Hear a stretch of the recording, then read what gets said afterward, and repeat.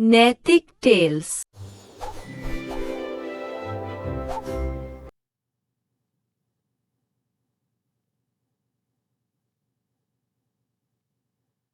तुम्हें पक्का पता है ना मुकेश, इस जंगल में हिरन आते हैं। महाराज, आप चिंता मत करें, थोड़ा इंतजार करें। आप खुद देखेंगे कि हिरण कहां से यहां आता है। जब तुम कह रहे हो तो जरूर आएगा। चलो थोड़ा रुक कर देखते हैं। महाराज, ध्यान से सुनिए, सूखी पत्तियों पर पैरों की आवाज आ रही है। तुम सही कह रहे हो, मुझे भी आवाज सुनाई दे रही है। अब देखते हैं कब आता है। वो देखिए महाराज, हिरण की सींग दिखाई दे रही है। चुपचाप बैठो, मैं अभी इस हिरण का शिकार करता हूं। आज मेरी महारानी बहुत खुश हो जाएगी इसका मांस खाकर। ये साधु कहां से अचानक आ गया? जल्दी से इस साधु को यहां से हटाओ। महाराज, महाराज, साधु को हटाने में हिरण भाग जाएगा। कुछ भी करो, नहीं तो आज मेरा शिकार हाथ से चला जाएगा।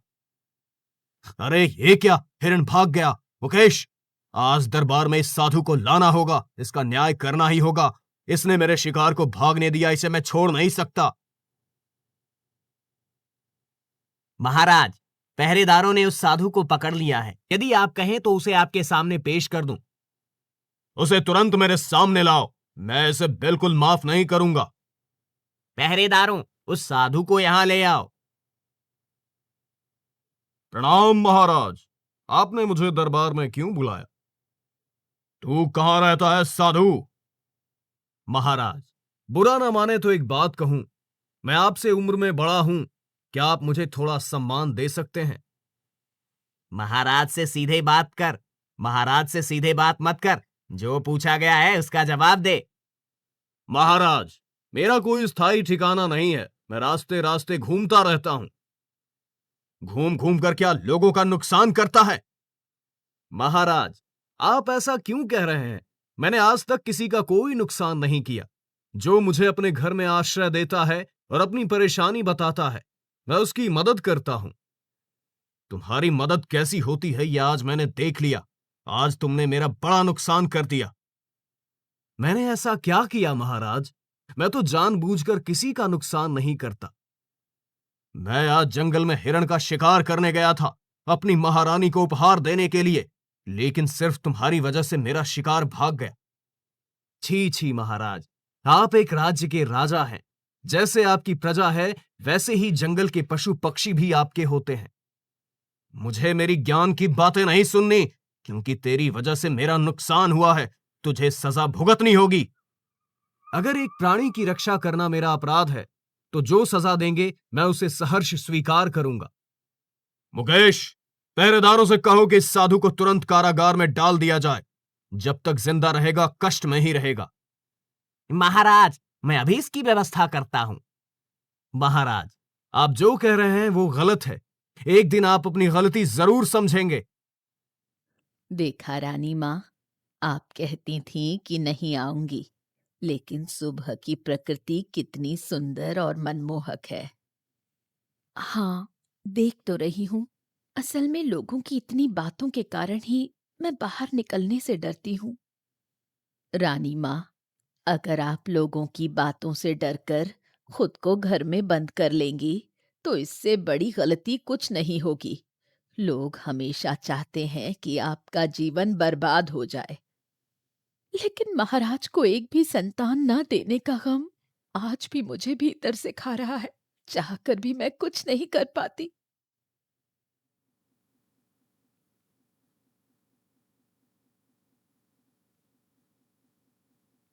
देख राखी, महारानी आ रही है। हाय रे, सुबह सुबह महारानी का चेहरा देखना पड़ेगा। अब तो पूरा दिन खराब हो जाएगा। सही कह रही हो। पहले जब सुबह महारानी का चेहरा देख लेते थे तो पूरा दिन मालिक से डांट सुननी पड़ती थी। कैसी महारानी है, अब तक महाराज को एक भी संतान नहीं दे पाई। हम तो कब से राजकुमार देखने के लिए तरस रहे हैं, लेकिन हमारी ये आस कौन पूरी करेगा? इस जन्म में तो महाराज शायद राजकुमार का चेहरा नहीं देख पाएंगे। तुम लोग कैसी बातें कर रही हो? क्या बोलना चाहिए और कहाँ बोलना चाहिए, ये तुम्हें नहीं पता? अब हमने ऐसा क्या कह दिया? बिल्कुल झूठ मत बोलो। तुम्हें पता है, महारानी के खिलाफ इस तरह की बातें करने पर महाराज तुम्हें जेल में डलवा सकते हैं। अगर सच बोलने के लिए सजा मिलती है तो हम वो सजा खुशी खुशी झेल लेंगे, इसमें कोई परेशानी नहीं है। क्या तुम्हारी इंसानियत मर गई है? देखते हैं इस तरह बातें करके कितने दिन जीती हो। धमकी मत दो बुढ़िया। गलत क्या कहा हमने? महारानी अब तक हमें राजकुमार या राजकुमारी का चेहरा नहीं दिखा पाई। हमारे राज्य का भविष्य क्या होगा, ये सोचा है? ये सोचने का काम तुम्हारा नहीं है। छोड़ दीजिए बूढ़ी माँ, चलिए हम घर वापस चलते हैं। हाय रे, इस देश में सच बोलना भी धीरे धीरे बंद करना पड़ेगा, नहीं तो सजा झेलनी पड़ेगी। शांत हो जाइए महारानी, शांत हो जाइए। अगर आप इतनी सी बात पर टूट जाएंगी तो महाराज का क्या होगा? मैं इसी वजह से घर से बाहर नहीं निकलना चाहती थी। मुझे पता था कि लोग मुझे देखकर ऐसी उल्टी सीधी बातें करेंगे। उनकी बातें सुनकर मुझे बहुत बुरा लगता है। हमेशा याद रखिए, समय सब कुछ ठीक कर देता है। समय पर भरोसा रखिए। लेकिन मेरा सब कुछ कब ठीक होगा? महाराज एक दिन मुझसे नाराज होकर मुझे महल से निकाल सकते हैं, तब मैं कहाँ जाऊंगी? आप बेवजह ऐसा सोच रही हैं। महाराज आपको कभी महल से नहीं निकालेंगे। नहीं बूढ़ी माँ, महाराज के कुछ कहने से पहले मुझे खुद यहाँ से चले जाना होगा। नहीं, बुढ़िया ऐसा नहीं होने देगी। मुझे महाराज को सब कुछ बताना होगा। महाराज, महारानी बहुत मानसिक तनाव में है। अगर वो ऐसे ही दुखी रहेंगी तो उनकी तबीयत खराब हो जाएगी। उन्हें खुश करने के लिए आज मैं हिरन के शिकार पर गया था, लेकिन वो भी एक साधु के कारण बेकार हो गया। महारानी को अब एक पुत्र की जरूरत है जो आपके वंश को आगे बढ़ाए, नहीं तो लोग उन्हें देखकर तमाम तरह की बातें कर रहे हैं। लेकिन वो खुशी का दिन कब आएगा बूढ़ी माँ? मुझे नहीं पता कि हमारी किस्मत में कब संतान का सुख होगा। महारानी को डर है कि अगर वो आपको संतान नहीं दे पाई तो आप उन्हें महल से निकाल देंगे। नहीं, आप ऐसा क्यों सोच रही हैं? मुझे उनसे एक बार अकेले में बात करनी होगी। मैं ऊपर वाले से रोज इस समस्या से निजात के लिए प्रार्थना करता हूं। बस आप ये मत कहिएगा कि मैंने आपको ये सब बताया है, लेकिन आपको बताना बहुत जरूरी था। आप चिंता मत करें, मैं कुछ भी ऐसा नहीं कहूंगा जिससे उन्हें पता चले। क्या साधु, अपने पापों की सजा भुगतने में कैसा लग रहा है? जेल में बैठना किसे अच्छा लगता है बेटा, लेकिन एक बात तुम जान लो, तुम्हारे महाराज के इन पाप कर्मों की वजह से ही उन्हें अब तक संतान का सुख नहीं मिला है। तुम क्या कहना चाहते हो? हमारे महाराज के बारे में ऐसी बात कहने से तुम्हें जरा भी डर नहीं लगा? सच कहने में डर कैसा? मैं वही कहता हूं जो सत्य है। जरा सोचो, जंगल में जिन पशु पक्षियों का शिकार करते हो, उनका भी एक परिवार होता है। तुम्हारे इस कृत्य ने न जाने कितने परिवारों को बर्बाद कर दिया। जंगल में शिकार करना महाराज का अधिकार है, इस अधिकार को कोई छीन नहीं सकता। तो ये भी जान लो, महाराज का पुत्र शोक कभी खत्म नहीं होगा। चाहे वो कितनी भी कोशिश कर लें, उन्हें पुत्र का सुख कभी नहीं मिलेगा। तुम्हारे हजारों श्राप से भी हमारे महाराज का कुछ नहीं बिगड़ेगा। अंत में तुम्हें मेरे पास ही आना पड़ेगा। मुक्ति का रास्ता मैं ही बता सकता हूं। जब आवश्यकता हो, मेरे पास आना। साधु क्या कहना चाहता है? अगर ये सच हो गया तो मुझे महाराज से बात करनी चाहिए। क्या हुआ महाराज? आपको देखकर लग रहा है कि आप किसी बड़ी चिंता में हैं। क्या बात है? तुम तो सब जानते ही हो मुकेश, आज तक मैं पुत्र का मुख नहीं देख सका। कब मेरी यह समस्या खत्म होगी, यही समझ नहीं आ रहा। महारानी भी बहुत रो रही है। महाराज, अगर आप अनुमति दें तो मैं एक बात कहूं? कहो मुकेश। आज मैं जेल में उस साधु से मिलने गया था। उसने मुझसे कई बातें की।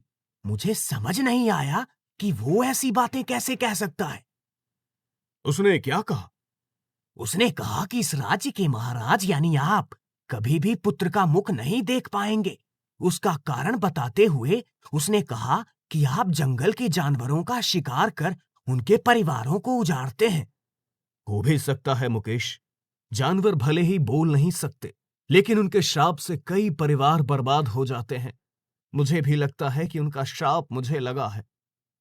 साधु ने यह भी कहा कि हमें उससे मदद मांगनी होगी, नहीं तो और कोई उपाय नहीं है। हाँ, सही कहा। मुझे सच में ऐसे किसी की मदद चाहिए जो इस संकट में मेरा मार्गदर्शन कर सके। तो क्या हमें एक बार उस साधु से बात करनी चाहिए?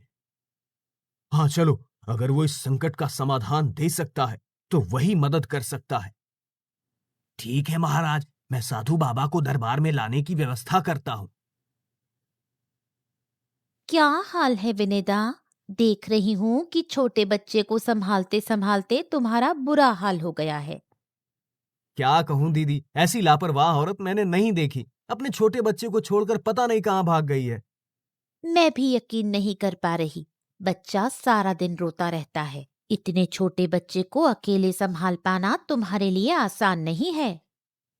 लेकिन मैं क्या करूं? एक साधु बाबा एक दिन हमारे घर आए थे। उन्होंने कहा था कि समय के साथ सब ठीक हो जाएगा, लेकिन वो समय कब आएगा? विनेदा, चिंता मत करो। साधु बाबा ने कहा है तो सब ठीक होगा। लेकिन इस बच्चे को अकेले संभालना अब मेरे लिए मुश्किल हो रहा है। आखिर एक बच्चा अपनी माँ के बिना कैसे इतना छोटा रह सकता है? इसकी देखभाल करने वाला कोई भी नहीं है। ये तो दुर्भाग्य है। इतना छोटा बच्चा और इतनी बड़ी मुश्किल सोचकर ही दुख होता है। खैर, अब यहाँ मत बैठो। जाओ, बच्चे को थोड़ा संभालो।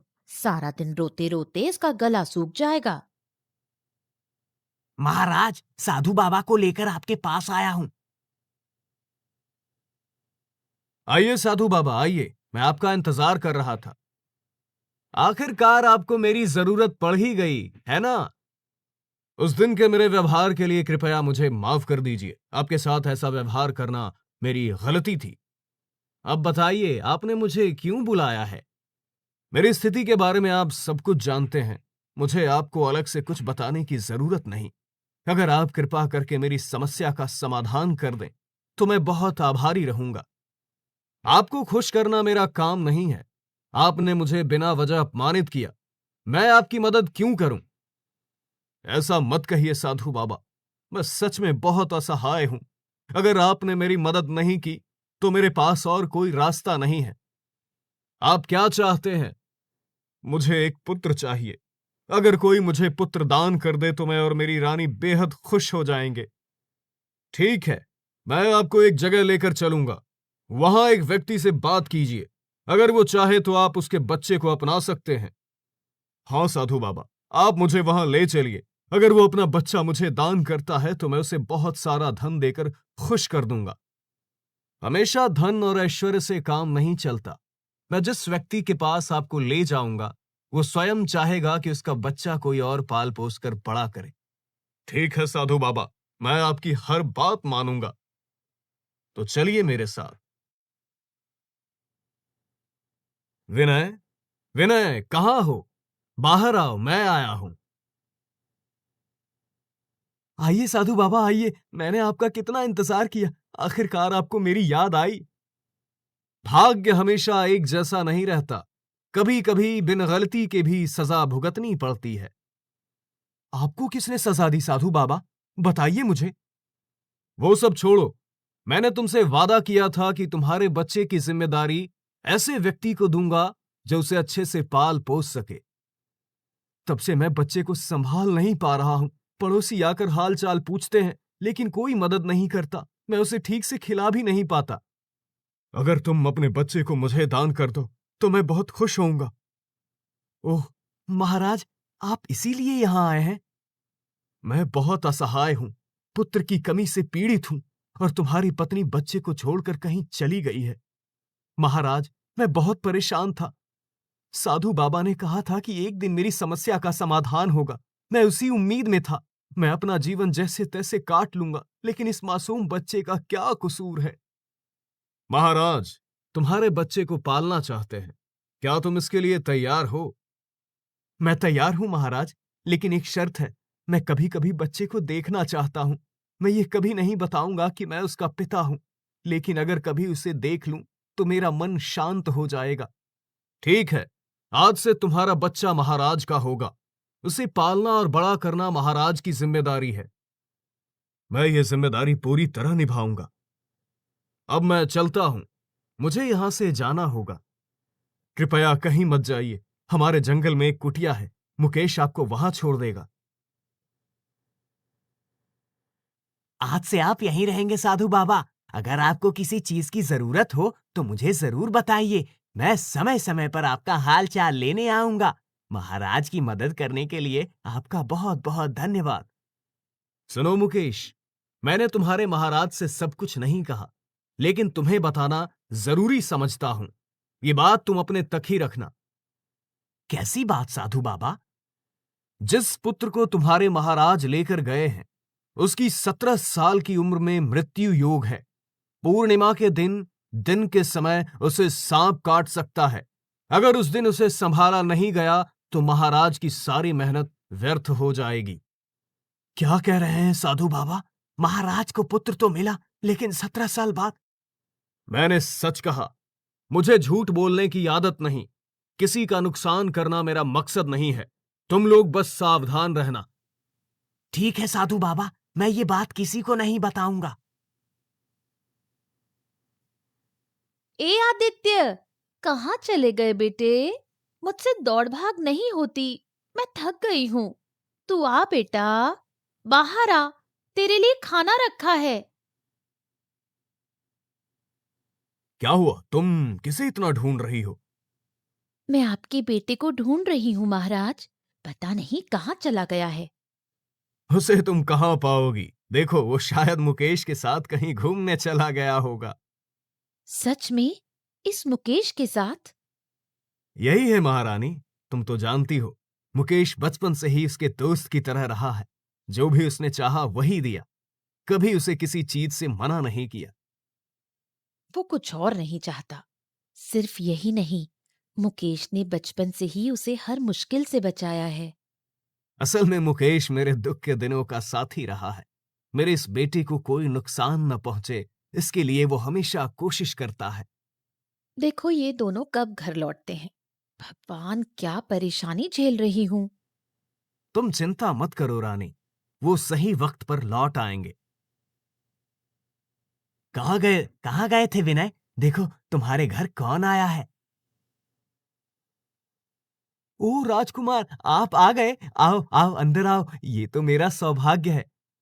तुम मुझसे बड़े हो, मुझे आप मत कहो। तुम मुझे बस आदित्य कह सकते हो। हाँ राजकुमार, आप हमसे बहुत प्यार पाने योग्य हैं। आओ बेटा, अंदर आओ, कुछ खाओ। आओ। अभी नहीं, माँ मेरी खातिर खाना रखकर बैठी होगी। अगर मैंने यहाँ खा लिया तो माँ बहुत गुस्सा होगी। मैं सोच रहा था कि तुम्हारे साथ एक बार मिलकर आऊं, इसके बाद एक बार साधु बाबा के पास चलते हैं। राजकुमार, आप जब हमारे घर आए हो तो क्या कुछ नहीं खाएंगे? नहीं, मैं कहीं नहीं भाग रहा हूँ। कभी कभी तुम्हारे पास आऊंगा। तुम मेरे लिए मीठा मीठा खीर बनाकर रखना, मैं आकर खाऊंगा। ठीक है राजकुमार, तुम जो कहो मैं वही करूंगा। तुम्हारे लिए मीठी खीर बनाकर रखूंगा। हम तो अब आए हैं, साधु बाबा से मिलकर जल्दी घर जाना होगा। हाँ बेटा, आओ, फिर आओगे ना? साधु बाबा कहाँ? साधु बाबा कहाँ गए? क्या हम अंदर आ सकते हैं? क्या बात है काका, साधु बाबा कोई जवाब नहीं दे रहे। यही तो समझ यही तो समझ नहीं पा रहा हूँ। चलो अंदर जाकर देखते हैं। क्या? साधु बाबा कहाँ गए? क्या वो यहाँ से चले गए? मैं हूं मुकेश, आज वही समय आया है। आज मैं अपना प्रतिशोध लूंगा। ये क्या? साधु बाबा ने मुझे इस तरह क्यों पकड़ लिया? साधु बाबा, आप आदित्य को कोई नुकसान मत पहुंचाइए। आप ऐसा क्यों कर रहे हैं? क्या तुम वो दिन भूल गए? वो दिन जब तुम सब मिलकर मुझे बिना किसी कारण के जेल में डालकर जलाने का प्रयास कर रहे थे। क्या वो बात अब तक याद रखे हो साधु बाबा? इसके लिए हमने आपसे बहुत क्षमा मांगी थी। आप आदित्य को छोड़ दीजिए।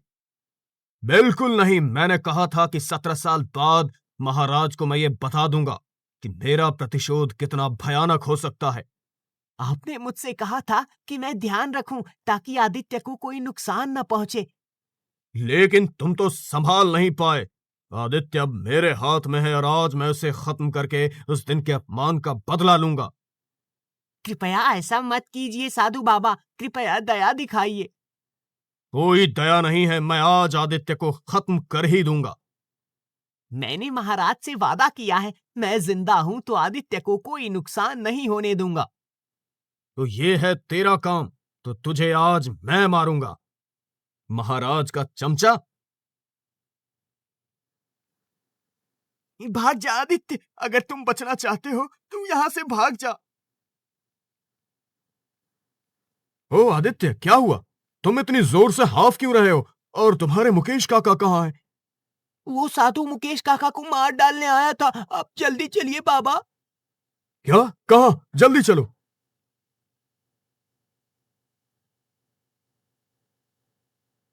मुकेश, मुकेश, तुम्हारे साथ क्या हुआ? तुम्हारी ये हालत किसने की? वो साधु हमारे आदित्य को हानि पहुंचाना चाहता था। अब तुम ज्यादा बात मत करो। मैं तुम्हें तुरंत वैद्य के पास ले जाता हूं। नहीं महाराज, अब मैं नहीं बचूंगा। आप मुझे अब नहीं बचा सकते। बस आदित्य का थोड़ा ध्यान रखना। काका, तुम ऐसा मत कहो। मैं तुम्हारे बिना कैसे रहूंगा काका? यही सच्चाई है आदित्य। तुम आज के बाद दुनिया के असली चेहरों को जान सकोगे। तुम राजकुमार हो, हमेशा याद रखना। तुम्हारे नुकसान के लिए शेर की तरह घात लगाए हुए लोग हमेशा छिप कर रहते हैं। अब अपनी रक्षा का जिम्मा तुम्हारा है। मैं समझ गया काका। महाराज, अपने पुत्र को सुरक्षित रखें, जिम्मेदारी आपकी है। अब मैं जा रहा हूं। हाँ बेटा, मैं आज ही अपने राज्य में पहरेदार भेज रहा हूँ। वो साधु उतना अच्छा नहीं था जितना मैंने सोचा था। वो काफी समय से तुझे नुकसान पहुंचाने की योजना बना रहा था, इसलिए मुकेश काका ने तुझे बचा कर रखा था।